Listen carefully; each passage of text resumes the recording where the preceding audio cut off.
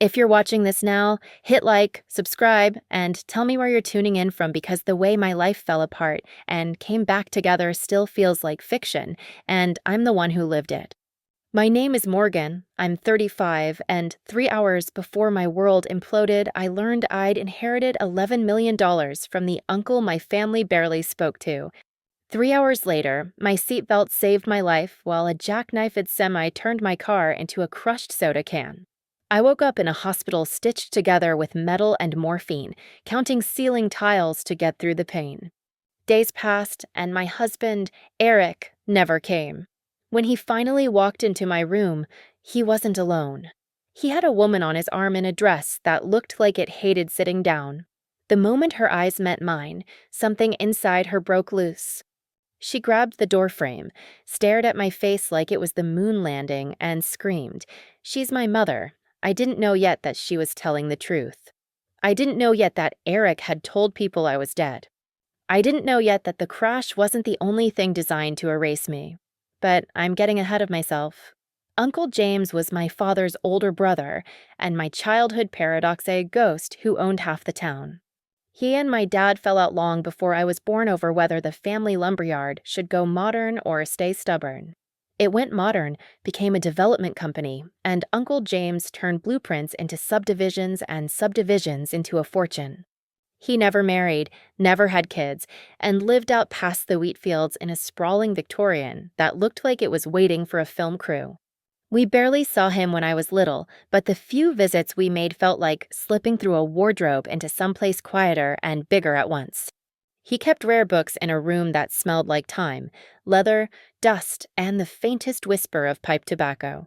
He'd show me flyleaf inscriptions and tell me the little histories inside big ones, how one copy had crossed an ocean wrapped in a wool coat, how another had been hidden behind a false wall during a war. Things carry stories, he'd say. So do people. Sometimes our families forget that. When I was 12, during a brief truce between brothers, he told me I reminded him of himself, stubborn enough to go through the wall when the door's locked, smart enough to find the hinge. It was the softest I'd ever seen his eyes. Then the truce shattered. The grown-ups went back to not saying each other's names, and the visits stopped. But after I left for college, birthday cards began to arrive in immaculate cursive, a few bills tucked inside, a note about a book he'd found, a question about whatever class I'd mentioned last time.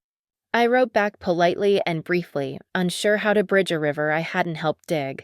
I never realized he was slowly laying planks for a bridge of his own. 6 months before my accident, I got a call from a cousin I haven't spoken to since he broke my skateboard in 8th grade. "James is in the hospital," he said. "Heart."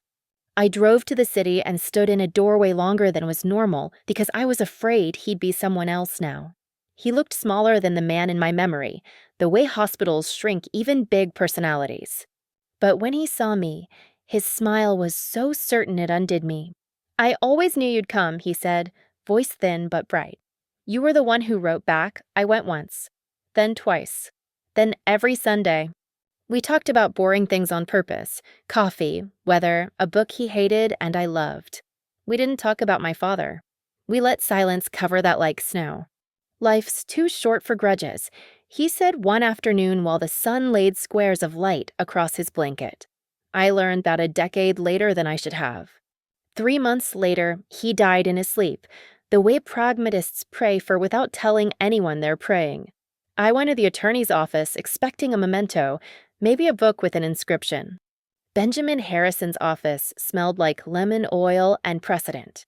He wore the kind of suit that says, "I never spill." He gestured me to a chair and slid a document across the desk with both hands. "Mr. Wallace revised his will 2 months ago," he said. "He left the entire estate to you." I laughed, because sometimes your brain picks a wrong door on purpose. "That's not funny," I said, and then realized he wasn't trying to be. In a crisp envelope was a note in Uncle James's tight hand. "Dear Morgan, if you're reading this, I've moved on to whatever comes next. I watched you grow from a distance and saw my own flint in your fire. This money is a tool, not a solution. Build something that outlasts you. Don't let resentment be the thing that does. With love, James." $11 million. The house. The land. The library with its whispering books. I signed papers while my hands shook and left Benjamin's office feeling taller and lighter and terrified. On my way home, I bought Eric a watch I had no business buying, steel and moon phase, and the kind of price tag that usually belongs to a used car. It was a symbol, I told myself. Proof that all the years I'd said one day had finally gotten a date. We weren't going to argue about rent anymore. He could paint until the paint ran out of metaphors. We could breathe. I called him from the car because patience has never been my strong suit. I have news, I said, laughing because I didn't know how else to contain the energy. I'm in the middle of something, he said over what sounded like club music even though it was 3 in the afternoon. New technique. Don't kill it. It won't kill it, I said. I'll be home in 30. Silence, then a sigh calibrated to sound creative. Fine. Don't expect fireworks. I'm in my zone. I smiled anyway, because you smile for the life you think you're in. It started to rain as I merged onto the highway. Not a storm, just that fine, floating drizzle that turns the road into slate. The radio gave me an 80s song I always sing too loud to, and I rehearsed telling him. The envelope, the numbers, the letter, the watch. I practiced the part where he'd lift me off my feet and spin me like the movies taught me is mandatory. I never saw the truck until it was already a physics problem. 2 lanes over, the trailer began to fishtail, the driver overcorrected, the back swung like a battering ram. I cut hard right. There was nowhere to go. Impact arrived with the sound of the world crumpling. White exploded as the airbag punched me in the face. Time didn't slow. It shattered, then reassembled itself wrong. The watch box flew open, and the watch slid across the dashboard, its moon phase staring up at me like it could tell the future and didn't like it. Everything went black. I woke to a beeping sound that felt like a distant lighthouse and the sterile sweetness of antiseptic. My ribs were a cage full of knives. The corners of the ceiling tiles looked absurdly sharp. When I tried to shift, my right leg sent up a firework of pain that eclipsed language. Easy, a voice said in that slow kindness nurses learn. Just breathe. In through your nose, out through your mouth. There you go. Her badge said Sarah Winters, RN. She had the sort of confidence that makes you want to hand over your whole life. What happened? I asked, even though my body already knew. You were in a serious accident on 65. You've been unconscious 2 days, she said, checking my 4 as if it were a temperamental pet. You have a concussion, 3 broken ribs, a compound fracture in your tibia, and enough bruises to make abstract art. But you're here. That's what matters. Did you call my husband? I asked. Eric Wallace. She hesitated, barely, the way a professional hesitates when telling the truth might tear something. We called the number in your phone. Left messages. No one's been by yet. He'll come, I said, and Sarah's face did something delicate that meant I hope so, and I've seen worse at the same time. Day 3, DR. Daniel Foster explained the screws in my leg with a diagram he drew on the whiteboard, which made me like him, because men who draw pictures for you instead of telling you to trust them are my kind of men. You're lucky, he said gently. The truck driver didn't make it. Lucky felt like a word from a different alphabet. I called Eric again.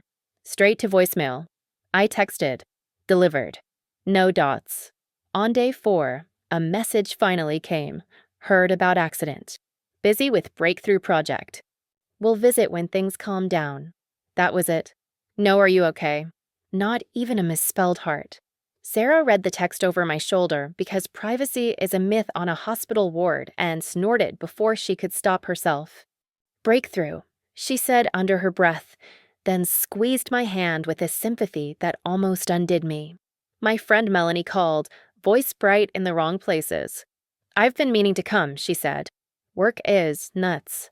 When I asked about Eric, she evaporated into details about my favorite true crime podcast. The day I tried to choke down Jell-O just to prove I could, Sarah wheeled in an iPad so I could doom scroll like a normal patient. I shouldn't have checked, but curiosity and pain make bad friends. Eric had checked in at the Artemis Gallery invitation-only temple to money that puts frames around fortunes. The photo showed him beside a woman I didn't recognize, all champagne and cheekbones. The caption, New Beginnings. My bones went cold. I called. He picked up on the third ring. There was bass behind his voice. Morgan, he said like I was a wrong number he suddenly recognized. You sound alive. I've been in the hospital a week. I watched the vital signs on my monitor jump. Where are you? In the middle of something important, he said. You know how hard it is to get momentum. More important than your wife being in a trauma unit. Silence stretched until it hissed. I don't have time or money for a loser, Morgan, he said softly, cruelly, like he was placing a brushstroke no one else would understand. Then he hung up. My hands shook so hard I almost tore the 4 out. I cried the way a person cries when a picture frame finally drops and shatters, and you realize you'd been pretending the glass wasn't cracked. Sarah called for something to help me sleep. It took the edges off the pain, but not the emptiness. In the delirious space between waking and morphine, I replayed the moment at Benjamin's desk, the letter, the numbers, the future I thought I was bringing home. A sentence kept looping like a bad chorus. Something is wrong, and it started before the crash. Hospitals know when grief has turned from necessary to dangerous. Sarah asked a psychologist to stop by. Dr. Jessica Parker had kind eyes and shoes that said she could run if she had to. She didn't tell me it would all be okay. She said, your brain is trying to file 6 emergencies at once. Let's give it labels so it can stop dropping the folders. During our second session, she asked if there was anything else major in my life I hadn't mentioned. It came out before I could weigh it. I inherited $11 million the day of the accident, I said. From my uncle. I was buying Eric a watch when the truck hit me. Jessica blinked slowly. That's substantial. I didn't tell him. I wanted to tell him in person. But he knew. My mind pulled up receipts without asking me, the way he'd been watching my laptop screens lately, the letter opener laid on my desk, the envelope from Benjamin's office that went missing for a day, then reappeared under the hydrangea book. Where did the money go in your mind right then? She asked. Freedom, I said. Breath. A house with a door that didn't stick. Maybe a baby. Not this. When Melanie finally came, she stood in the doorway like a person who'd taken a wrong turn into a crime scene. You look, not like an Instagram filter, she said, then winced at herself. She handed me flowers that smelled like a florist's apology. I didn't pretend. Where is he? I asked. And who's the woman in the photo? She cracked like a dropped plate. He told people you didn't make it, she whispered. He held a little thing. A memorial? At your apartment. I didn't go. I couldn't. He's been with a girl from the Hayward Gallery, Vanessa. He says they're married. While my leg was being held together with screws, my husband threw a party announcing my death and married a woman whose face looked vaguely, painfully familiar. Something cold and electric lit up a corner of my brain I hadn't entered in years. Show me, I said. Melanie pulled up Instagram. There he was, arm around a young woman with dark hair and a mouth that looked like mine in the mirror when I'm concentrating. Courthouse Kismet, the caption said. Comments. Heart emojis, champagne emojis, a few people whispering too soon. I found Sarah in the hall and said, I need a lawyer. She lowered her voice to the register nurses use when they're about to break a rule on purpose. You already have one, she said. Benjamin Harrison has called twice trying to confirm something. Do I have permission to call him back? Benjamin came the next morning with a briefcase and a face that was both sorry and furious. Eric visited my office with a young woman, he said. He told me you had passed away. He brought a forged death certificate and a marriage license. He introduced the woman as your sister. I don't have a sister, I said. Then my mind did the thing again, the cold electricity, the old locked door, the memory I keep in a box that lives in another box. What was her name? I asked. The woman. Vanessa. French last name, he said, flipping through notes. Laurent. I tasted metal. I had seen that last name on a letter once, years ago, and I had folded it until it was small enough to fit behind a photograph I never looked at. Benjamin, I said, breathing carefully because my ribs were still a chorus of knives. I think I know why Eric chose her. Sarah helped me set a small security camera in the corner of my room because laws are useful, but video makes them faster. I texted Eric from Melanie's phone because my number was blocked now. Benjamin called. Morgan's awake. She remembers everything. Fix this before she talks. He responded in 60 seconds. On my way. Delete this. I asked Benjamin to wait in the chair by the window where the glare would make him a shadow. Sarah stood near the bathroom door because sometimes a nurse is also a guard dog in soft shoes. Dr. Parker stopped by before her next session, squeezed my hand, and said, "Keep your breath slow. Keep your voice slower." At 2 p.m., Eric knocked like he owned the place and then came in like he did. He wore a blazer that belonged to a richer version of him, a new watch that wasn't the one I'd bought, and the look of a man who has rehearsed sincerity in front of a mirror. He put a hand on his chest like an actor. "Morgan," he said, "you're awake." "We've been beside ourselves." I asked. He gestured to the doorway. A woman stepped in and hovered behind him. She was younger than me by a decade. She'd gotten dressed to be seen. When she shifted into the light, my breath hit a wall inside my chest. She had my mother's cheekbones, my eyes, a way of standing like a question mark that I recognized from photographs I don't let myself keep out. "You remember Vanessa," Eric said smoothly. "Your cousin's daughter." I didn't answer. He moved closer, his face arranging itself into concerned husband. "The doctors say your memory might be unreliable right now," he said, pulling papers from his jacket like a magician. "There are some forms we can sign to give me temporary control over your finances so you can focus on getting well." "Over the $11 million I inherited?" I asked. His pupils flinched. "Yes," he said, recovering. "A blessing and a burden. I can carry the burden for you. Is that why you changed the locks? Why you blocked my accounts? Why you told people I was dead?" I asked, and watched him choose between lies. "You're confused," he said, voice dipped in sympathy. "Medication does that. People misunderstood. Grief is messy." "Show him the video," Benjamin said from the window, stepping into the room like a shadow deciding to be a person. Eric spun, mask cracking. "Who the hell dash Benjamin Harrison? Counsel for Mrs. Wallace," he said. He put a tablet on the tray table and pressed play. The video showed Eric and Vanessa in Benjamin's office, sliding papers across a desk, using words like next of kin and expedite. It showed Benjamin saying, "I'll need to verify," and Eric saying, "Of course," with a smile that didn't reach his eyes. "Turn that off," Eric snapped, reaching. Sarah moved before I could blink and planted herself between him and anything he wanted. Vanessa had hung back this whole time, as if staying near the door could make the room not be the room. She edged forward, her gaze on my face like a magnet she didn't know how to put down. Closer, closer, and then she stopped dead, her hand flying to her mouth. The color ran out of her. "Oh my God," she said, voice thin as glass. She looked from me to a photograph clutched in her purse and something unstitched inside her. She stared at me as if my face were writing her name. She gripped the door frame and screamed, "She's my mother." The heart monitor decided to make itself the main character. Eric grabbed her arm hard enough to leave marks. "Shut up," he hissed. We had a plan. Vanessa pulled a photograph from her bag and held it out with shaking hands. It was wrinkled, soft at the edges, the kind of picture that's been carried in a wallet for a decade. It showed a teenage girl with wet eyes and a hospital bracelet holding a newborn in a blanket with ducks. The teenage girl was me.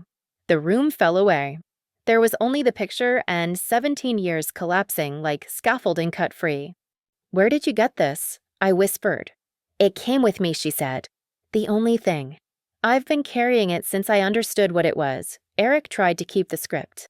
"This is absurd," he said, as if the paper could go back into his jacket and the truth would agree to wait. "She's confused. She's manipulating you." "Be quiet," I said to him without looking away from Vanessa.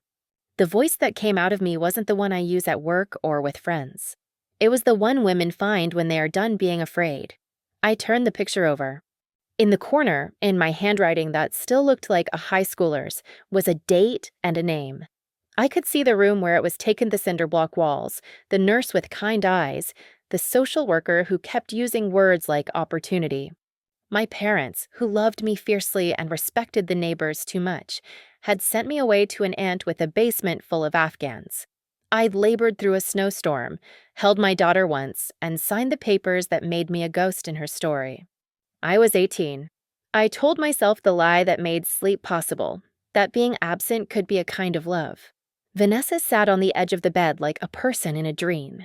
My adoptive parents told me the truth from the beginning, she said. They showed me this when I was 10. They said you were young and brave and wanted me safe. I found your old email address last year, but it bounced. I closed my eyes. A little wooden memory box flashed in my head: the hospital bracelet, the tiny hat, the photo wrapped in tissue and wedged behind a stack of detritus in a linen closet. We'd moved apartments last year.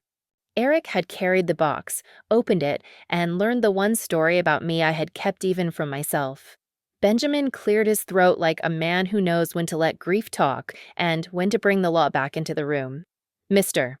Wallace, he said, you attempted to access your wife's accounts with forged documents. You presented falsified records to my office and to the county clerk.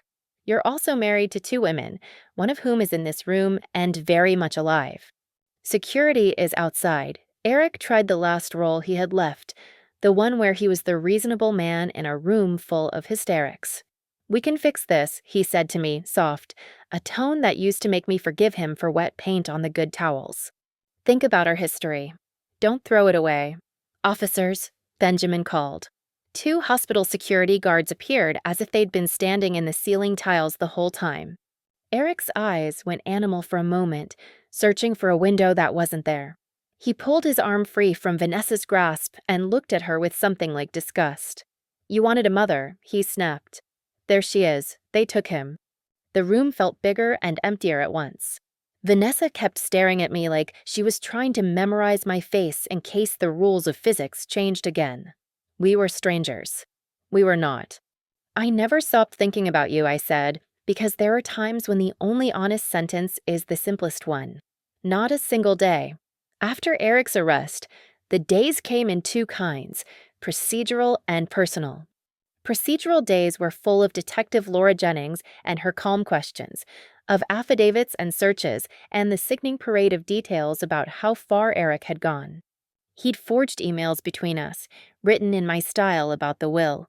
He'd opened a PO box in my name and tried to reroute bank statements.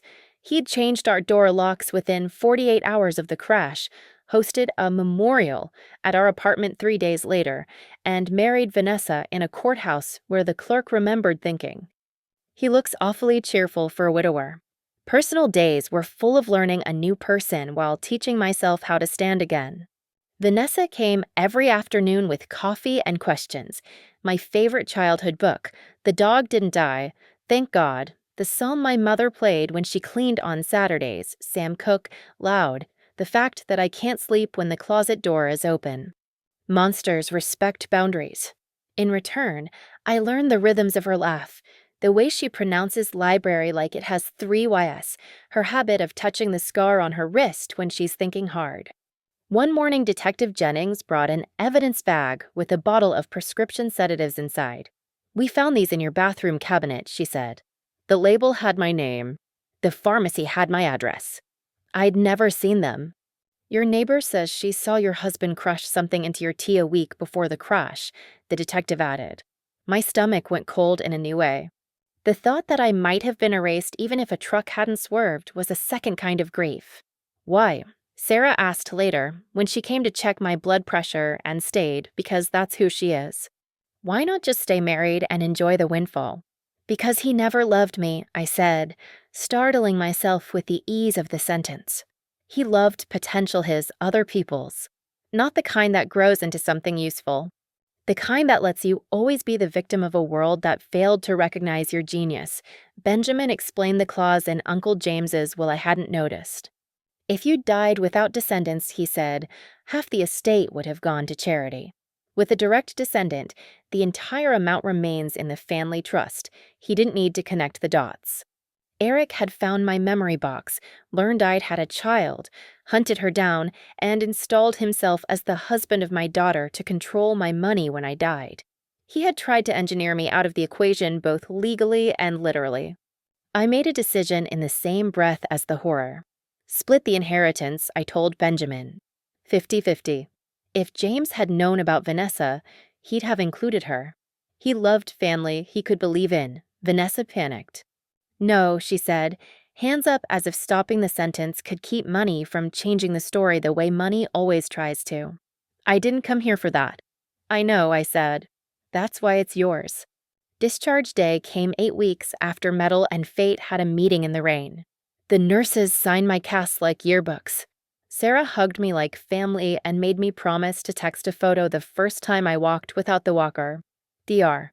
Foster gave me a list of exercises that read like a poem for stubborn people. Bend, breathe, repeat. I didn't go back to our apartment. It belonged to a man with an empty spine. Hotels weren't built for fresh scars and physical therapy. Benjamin suggested Uncle James's house. It needs updates, he warned. But it's yours. Vanessa drove us onto the long gravel drive with both hands on the wheel like she was steering more than a car. Snow lay on the lawn in a thin layer that made the world look undecided. The house rose out of the quiet, all gables and memory. Ramps had been installed next to the stairs. A bedroom downstairs had been turned into something between a convalescent space and a sanctuary. The library made me cry on sight. It's beautiful, Vanessa whispered, like a book you can walk inside. The first week was a choreography of cautious intimacy. We tripped over each other in the kitchen, labeled drawers with masking tape, and learned the estate's unglamorous truths. The downstairs bathroom groaned like a haunted ship. The porch screens let in one moth per night no matter what you did. I graduated from wheelchair to walker to crutches. Every inch was a victory. Vanessa celebrated each like a birthday with a cupcake from the bakery in town where the woman behind the counter called everyone honey like she meant it. At night, when the house creaked and the wind pushed against old windows, I lay awake and let two kinds of guilt take turns. The old guilt, the girl I held and handed to someone else because I believed love could look like absence. The new guilt, the woman my absence had made fragile. Dr. Parker became a regular square on my laptop screen. Shame thrives in silence, she said in our third telehealth session. Say it out loud and it loses 50% of its power. So I told Vanessa everything I'd never said. The basement with Afghans. My father's silence that winter. The way the nurse had tucked the blanket around my daughter with such care that it felt like a benediction. The way I had practiced not looking for small girls with my eyes in every grocery store for 3 years, then given up and looked anyway for the next 14. I wondered, Vanessa said one night, both of us in socks on the library rug, if I looked like you. I'd try to catch myself in store windows and make faces I thought you might make. You do, I said. You look like my mother when you're annoyed and like me when you're curious. And you smile like yourself. We established rituals because rituals are scaffolding. Sunday movie night black and white films with dialogue like Knives and comedies where women are allowed to be the main joke makers. Thursday was cooking experiments. I burn the first pancake every time. She believes in roasting everything. We took slow walks that became faster ones around the property, naming trees like pets, Charles the maple, Gloria the oak, a pine that leans like it's trying to hear a secret, Ethel. One evening, she sat on the kitchen counter swinging her legs and said, I quit the gallery. Good, I said before I remembered to ask, and how do you feel? Like I stood up in a room where I used to sit on the floor, she said. I want to go back to school. Psychology. Maybe help adoptees and birth parents find each other without blowing up their lives. Let's build a program, I blurted, and then laughed because I heard myself. Listen to me. 2 months rich, and I'm already saying sentences like that, but we did. Benjamin helped set up a foundation in Uncle James's name, and we wrote its mission together at the dining room table with tea going cold between us. Scholarships for single mothers, grants for ethical adoption counseling, microfunds for families. Navigating reunions. We called it the James and June Fun June for my grandmother, the only person in our family who consistently kept her door open. Eric's case wound through the courts like all cases do, slow until it's fire. He tried the angles: confusion, artistic temperament, grief for a woman he claimed to love.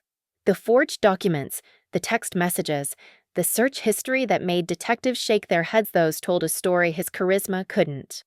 He pled to avoid a trial that would have put his picture on the news and my story in strangers' mouths. 8 years, the judge said, with parole possibilities that didn't make the room breathe easier. I didn't go to sentencing. People asked me if I felt relief or fury. The truth was smaller and less cinematic. I felt done. Do you still love him? Vanessa asked, not with the prurience of a friend who wants gossip, but with the honest curiosity of a daughter who wants to understand how people work. No, I said. I love the version of him I built from good pieces. That version wasn't real. I mourn that. We met her adoptive parents in May when the sun made the porch a heaven and the lilacs forgot about restraint. Mark is a high school science teacher with a laugh that starts before it escapes. Diana is a librarian who radiates the kind of calm that could lower a fever. They arrived with a pie and kindness I hadn't earned. We always told her you were brave, Diana said halfway through tea, and I had to look away because there are some sentences a person can't hold eye contact for.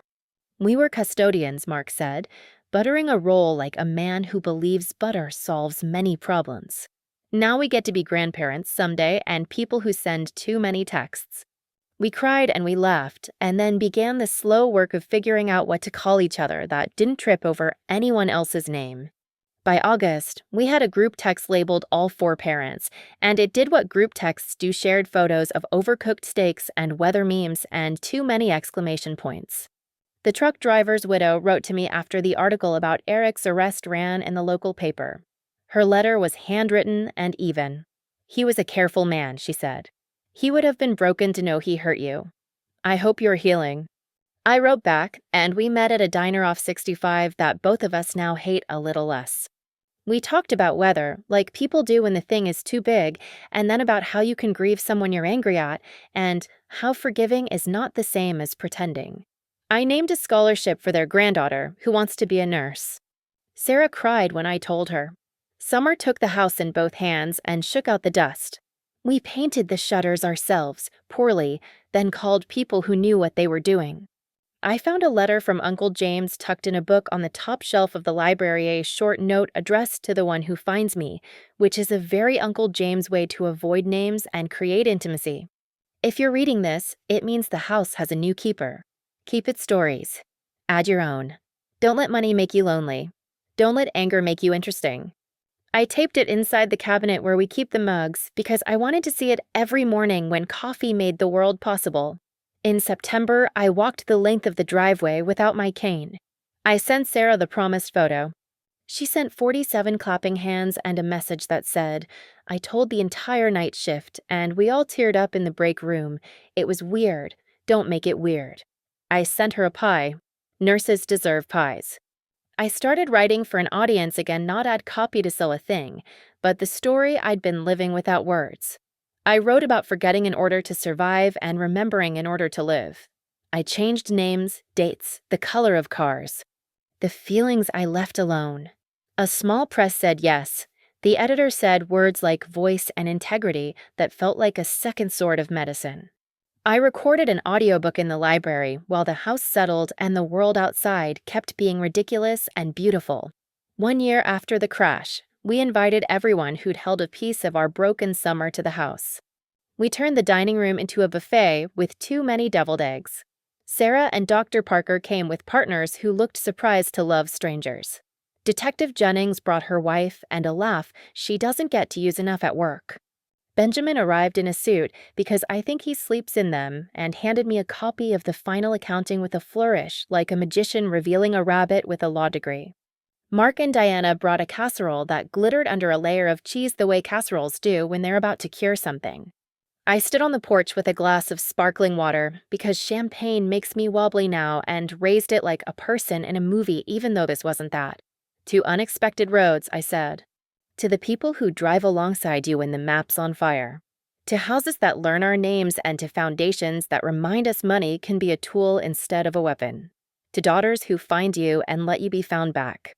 Later, when the last car's taillights had gone down the lane and the frogs in the marsh started their night shift, Vanessa and I sat on the stairs and stared into the dark like it was a movie we didn't want to miss.